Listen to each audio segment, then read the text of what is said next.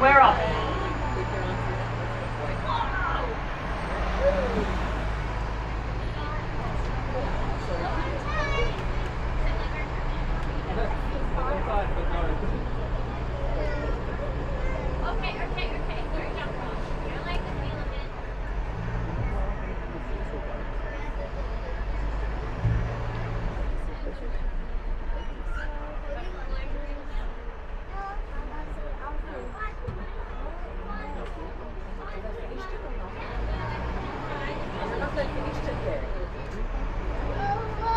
Alrighty, so we've just entered our arid or our desert habitat. Not looking much like a desert at the moment, nice and green. But the animals that live here do a great job of living in areas where there's often not much water. We're going to make our way around the corner there to find them. I promise there's more than just geese in here. We are coming around. I'm going to point out what's going on to the right of us. That's new elephant habitat. So I'm sure by now a lot of you have heard the elephants. They are relocating from Melbourne Zoo down here to Werribee. It has taken forever. There's been a lot of delays, but they will be here by the end of the year.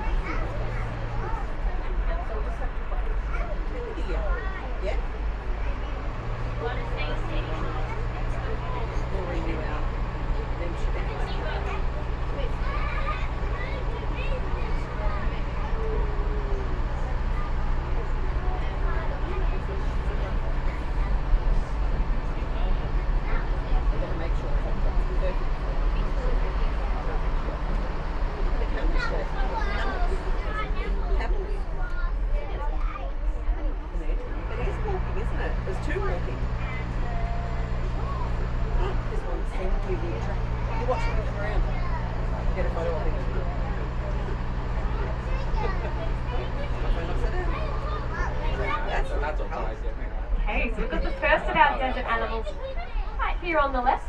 Probably the most famous desert animal in the world, the camel. So this is one of our 3 dromedary or 1-humped camel girls. Her name's Atta.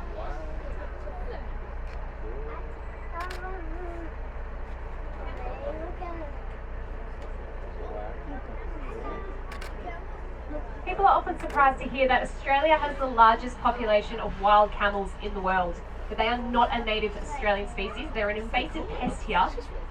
Their native location is Northern Africa into the Middle East, where they are very good for the environment, not so good for our environment.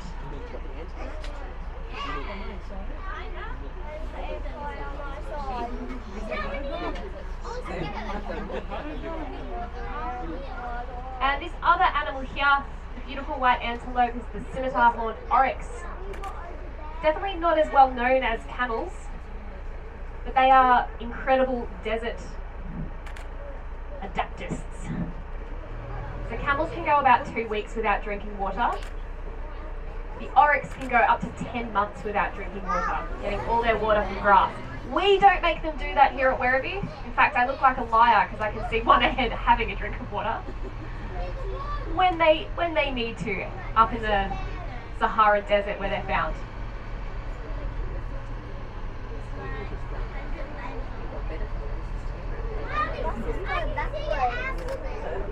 No, it goes round, remember, and then they come back that way. So we go round.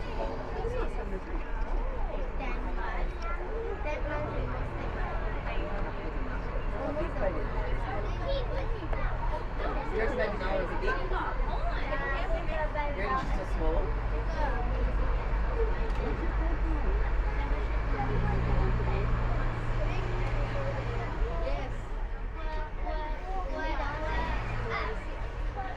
Now, if you've got very good vision, up on the left, just past the ridge under the trees, you might spot Kalinda, our cheetah, having a little rest on her cheetah lawn. She loves to sit up there and watch oryx for some reason. See her up on the wall? I think she must think they're cute. That's going to be it. Sunny. She's so cute.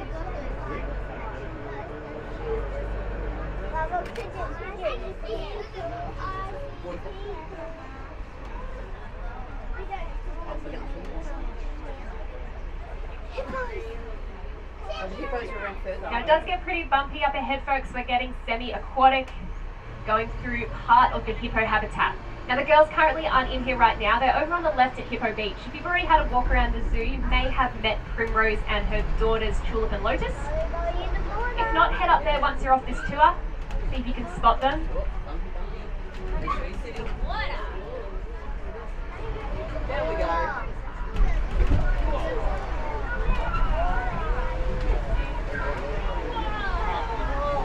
There we go. They're coming. Well, let's go to Hippo Beach. You see the hippos?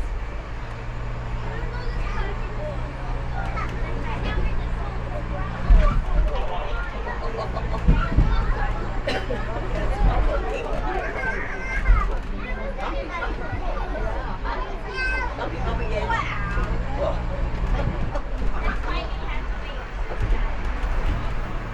It's more bumpy than what it was last time.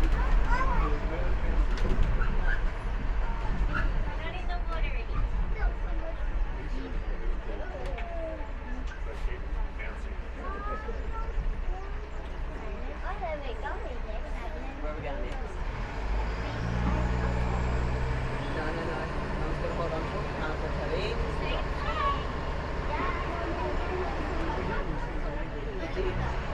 Similar beans.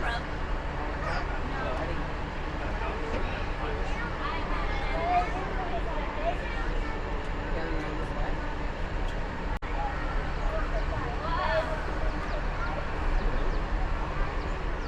The hippos are at Hippo Beach. We're going to go to Hippo Beach. After the safari.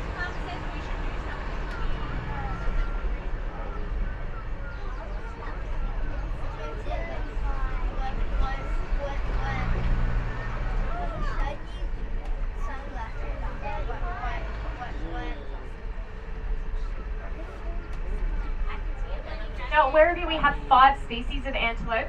So we met the scimitar oryx, number 1. And we've got 2 here. The one closest to the bus, the little one, is the black buck. It's mostly females, but you can spot beautiful, handsome Artie, our boy, with the big curvy horns to the front there. So in the wild, the black buck's main predator is leopards and wolves. And Artie does a great job of protecting his 27 girlfriends from those creatures that he doesn't know are not actually at Werribee. Up the back, a little bit harder to see, are the Nyala. So the Nyala have incredible camouflage, as you can see. They've got stripy coats, which allow them to blend in and hide among the tree trunks. Probably is.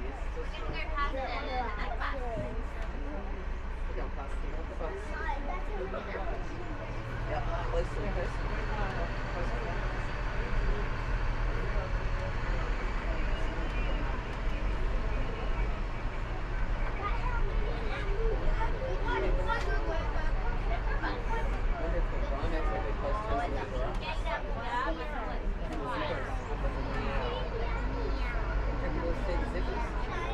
Here we go, we're going through another gate. This was so late last time, wasn't it? We saw it around now.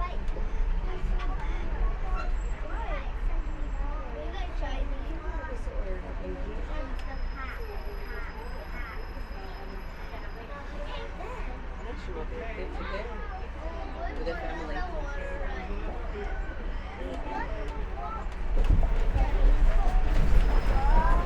bumpy again. Bumpy.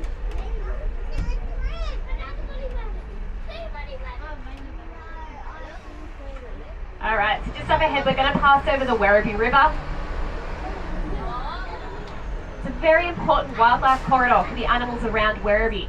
So Werribee's getting pretty big, lots of commercial and residential areas, and there's not a whole lot of area for native animals to come and go.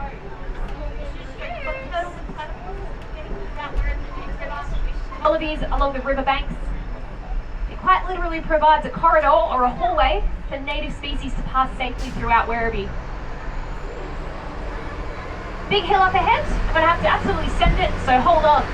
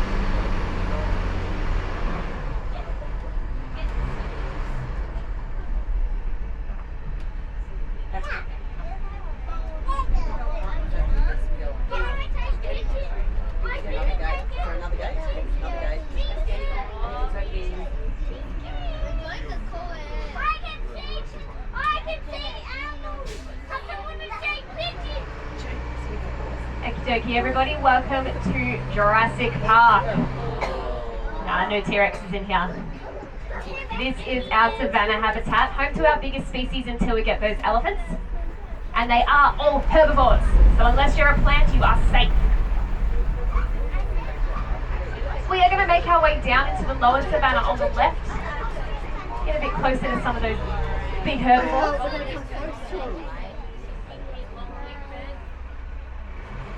We're going to come close.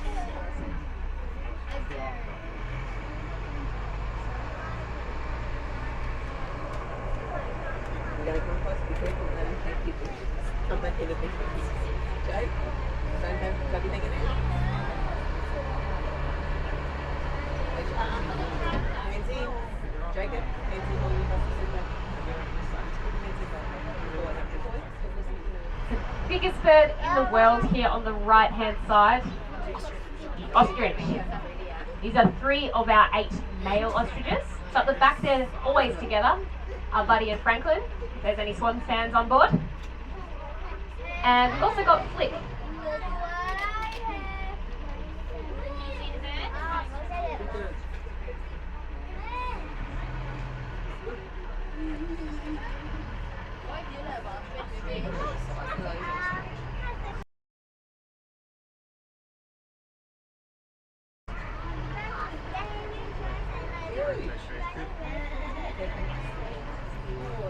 Now ostriches, they get about 2.5 meters tall. The emus, they only get about 1.5 meters at most. So there's a huge difference between the biggest and second biggest bird in the world.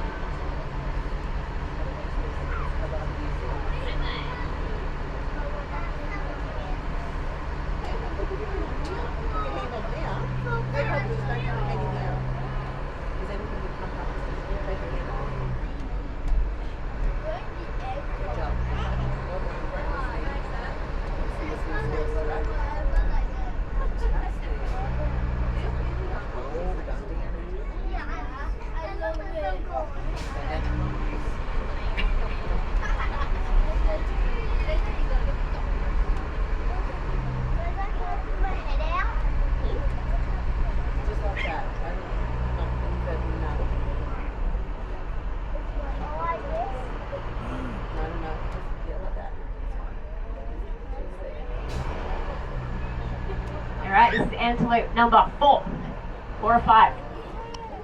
So we don't get to often see the water buck. They're a very shy and elusive species. They blend in very well. But water buck are one of the stinkiest animals in Africa. They produce this very oily, musky sweat that helps to keep them waterproof, but also repels predators like lions and crocodiles. So being stinky keeps them safe. Next time your parents try to make you have a bath or a shower, just say, "No thank you, I'm protecting myself from lions."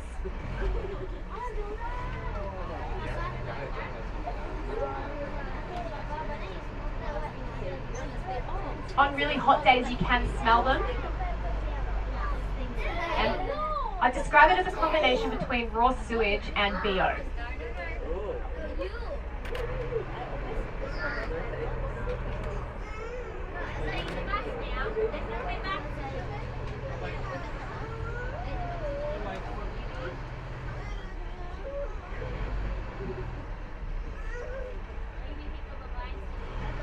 little, I think, a brown falcon. I think. There's always a twitcher or a bird nerd on board to correct me when I get the birds wrong. But we do have a lot of birds of prey, a lot of falcons and kites, and we get wedge-tailed eagles here as well. They love to come here because there's bunnies everywhere. A lot of rabbits.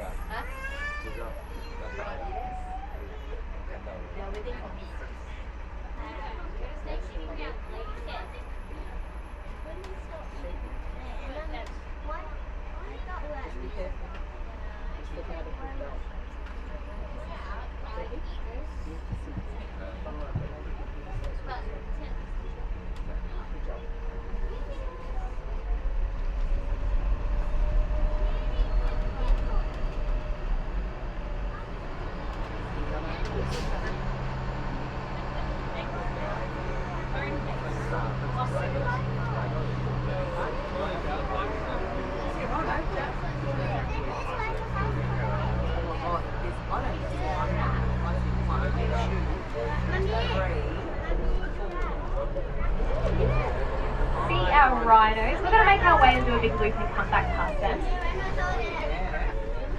I don't think they have any plans to move anywhere. These giraffe do, so let's try and catch up to them.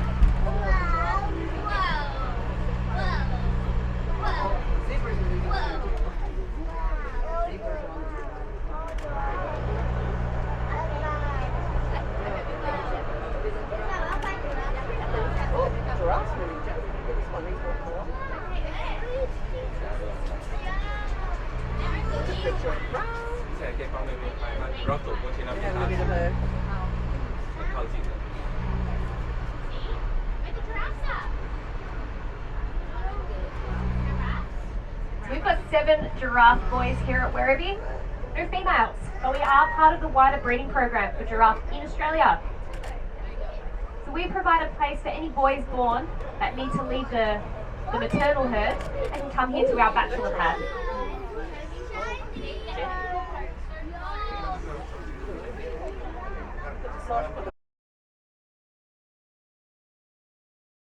This one, Joe, this one. Oh.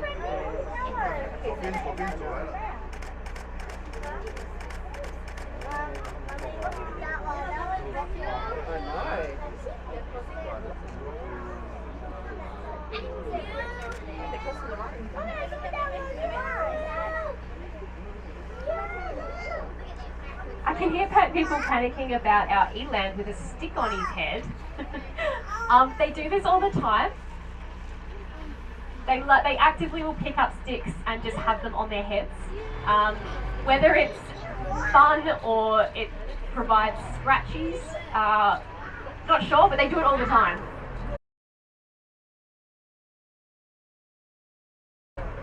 Camouflage, yeah.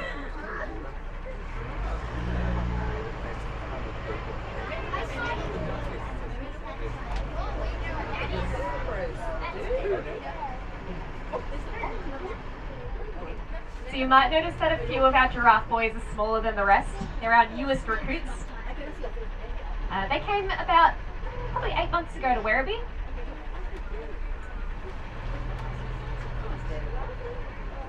And those 3 boys, those youngest ones, they're about 2 years old, almost 2, and over 3 meters tall now. So we call them the babies. They're not really babies any longer. Our tallest boy right in the middle there, his name's Amani, and he's the leader of the group. And it's very difficult to gauge just how tall giraffe are when you're in a huge truck, but Amani is 6 meters tall. He is a whopper.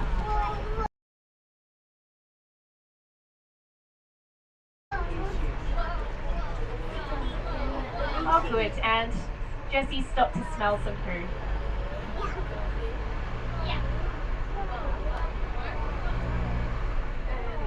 Walk out in front of us.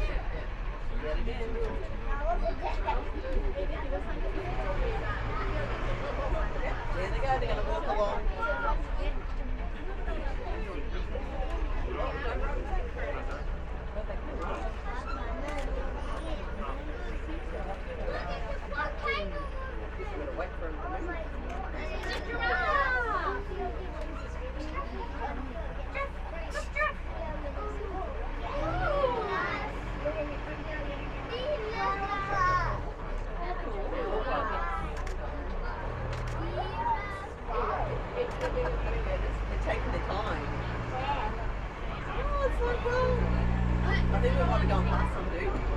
they're on the grass.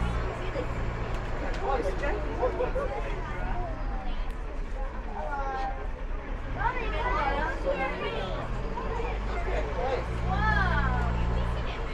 That was close.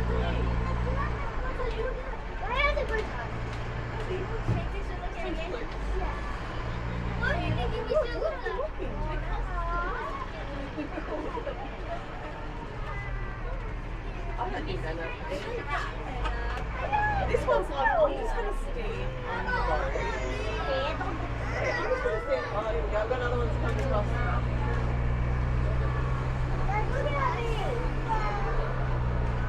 He's looking going, okay, I've been cut off the car.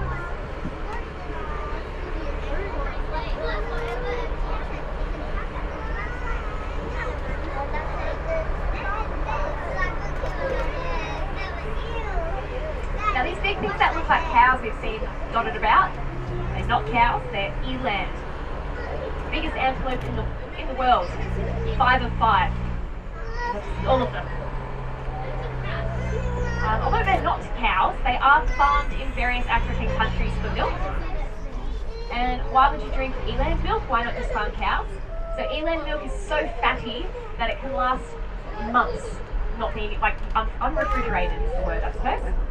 Very useful if you live in areas where there's often not much electricity, or if it's very hot as well. Personally, I think we should drink eland milk.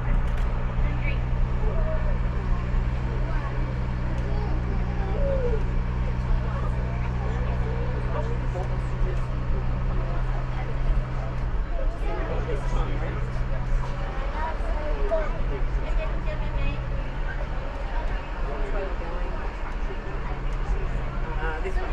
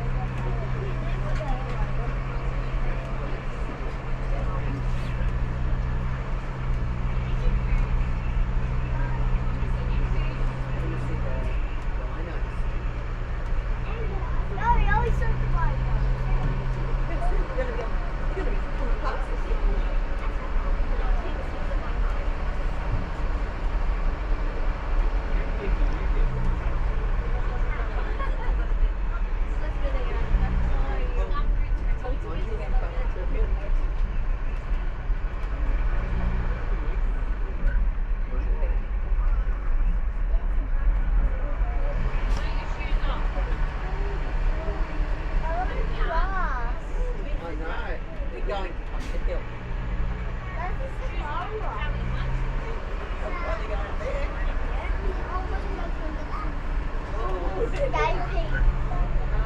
Yeah, I think they're going to end up stuck on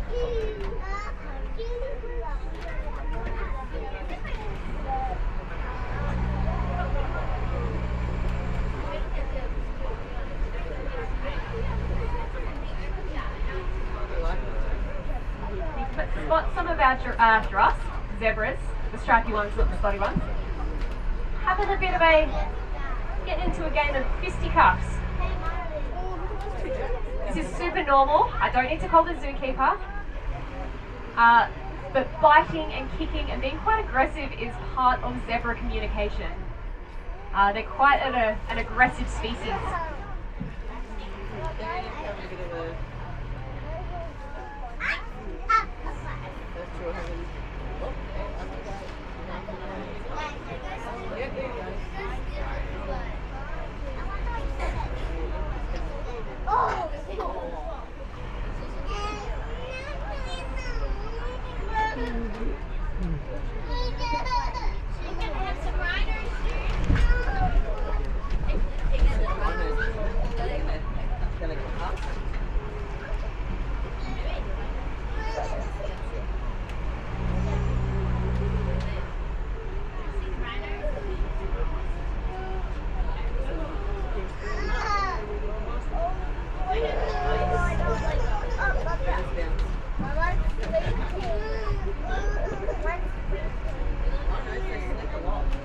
Alright, so we're going to meet our beautiful herd, or crash if you will, of southern white rhino.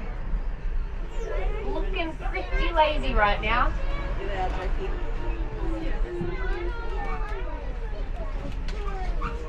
So we've got a nice family group here at Werribee. Closest to the road here, closest to the truck is Marque. She's the oldest, she's the matriarch of the group. She lives here with her daughter Cece. Sort of right in the middle, I think. And her granddaughter Capenzi is here too, who is between Cece and Marque.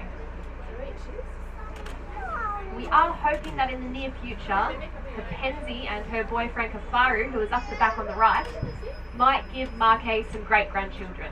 We'd love to see that.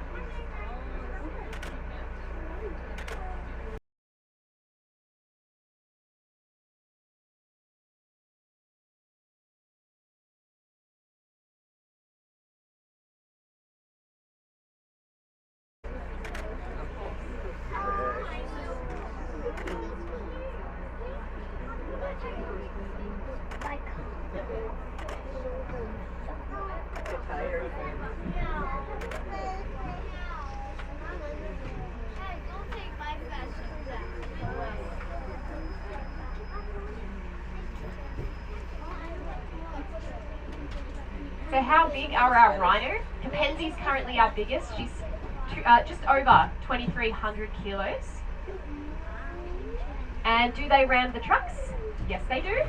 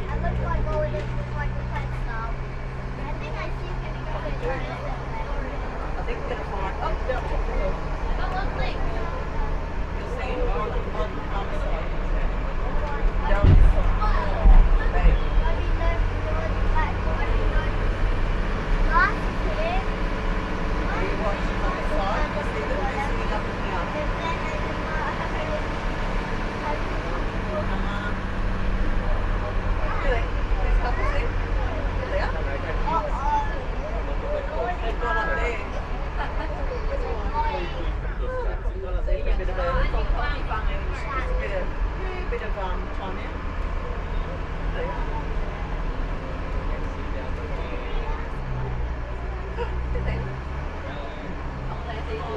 up the top.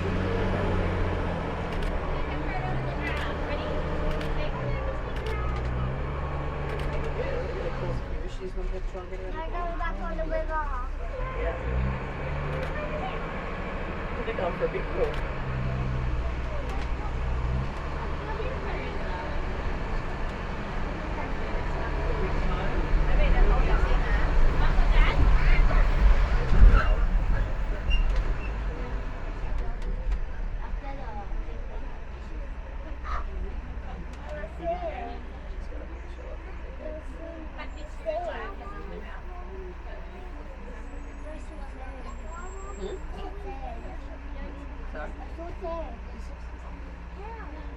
It's pretty cool. They're waiting for that gate to close to make sure there's everything. There's a giraffe will get out.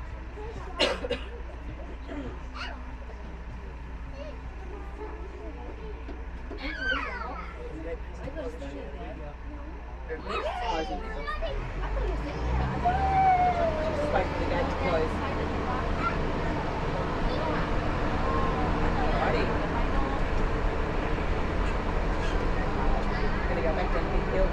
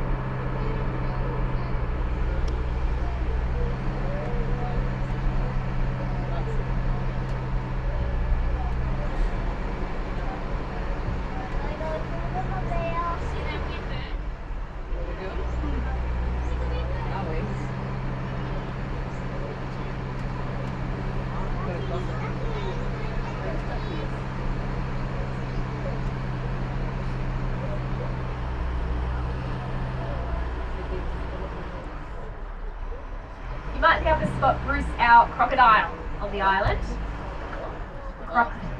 Scientific name Crocodilus plasticus. Now Bruce, he has one important job, and it is to keep birds off the island. He doesn't do a very good job. If anyone's interested, those are magpie geese. And usually by this time of year they have flown north to go and winter in Kakadu. But because the weather has been all crazy this year, we had a late start to summer and a late finish to it, their minds are all out of whack. They haven't figured out that it's winter yet.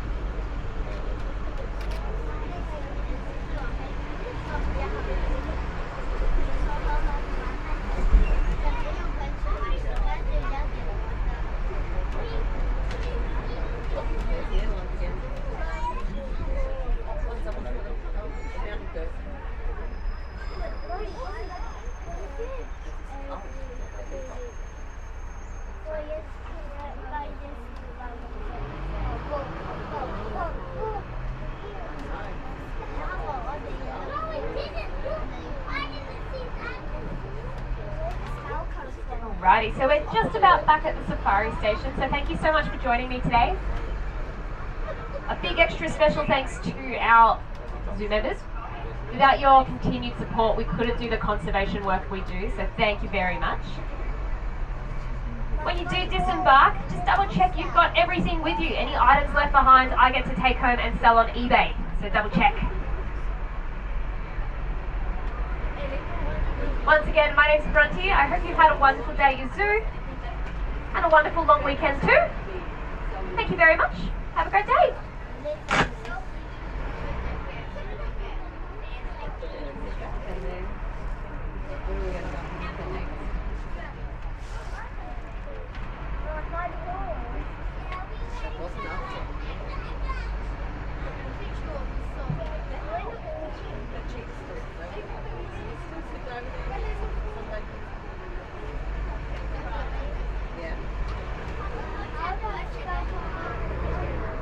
Sorry?